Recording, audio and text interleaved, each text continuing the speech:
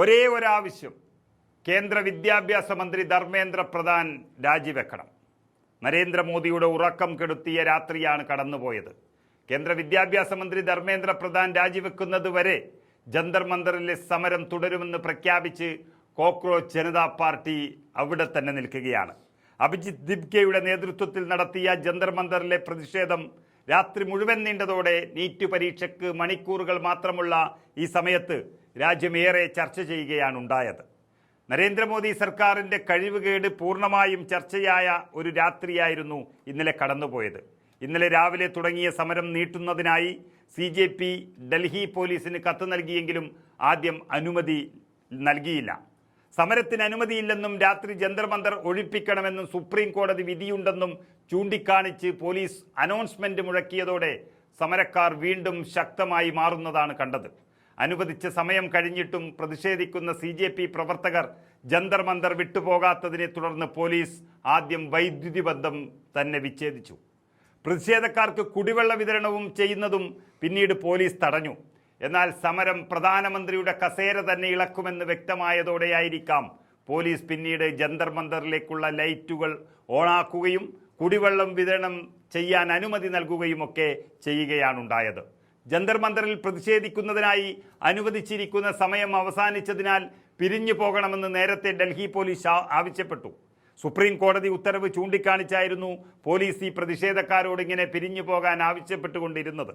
എന്നാൽ പോലീസ് നിലപാടിന് വഴങ്ങാതെ തങ്ങളുടെ ഈ ആവശ്യങ്ങൾ അംഗീകരിക്കാതെ പോകില്ല എന്ന് സമരക്കാർ മുന്നറിയിപ്പും താക്കീതും നൽകി. ധർമ്മേന്ദ്ര പ്രധാൻ എന്ന വിദ്യാഭ്യാസ മന്ത്രിയുടെ രാജി തന്നെയാണ് അവരുടെ ആവശ്യം.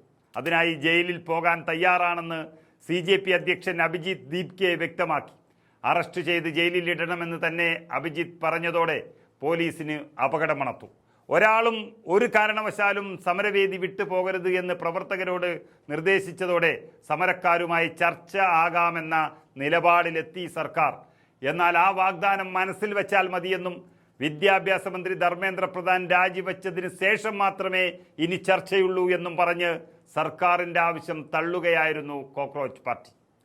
തികച്ചും വ്യത്യസ്തമായ ഒരു സമരരീതിയാണ് CJP നടത്തിയത്. അതായത് വിദ്യാഭ്യാസ സംവിധാനം പൂർണ്ണമായും തകരാറിലായ ഈ രാജ്യത്ത് വിദ്യാഭ്യാസ മന്ത്രി തുടരാൻ കഴിയില്ല, രാജിവെക്കാതെ മുന്നോട്ട് പോകാനാകില്ല എന്ന വ്യക്തമായ പ്രഖ്യാപനമാണ് CJP നടത്തിയത്.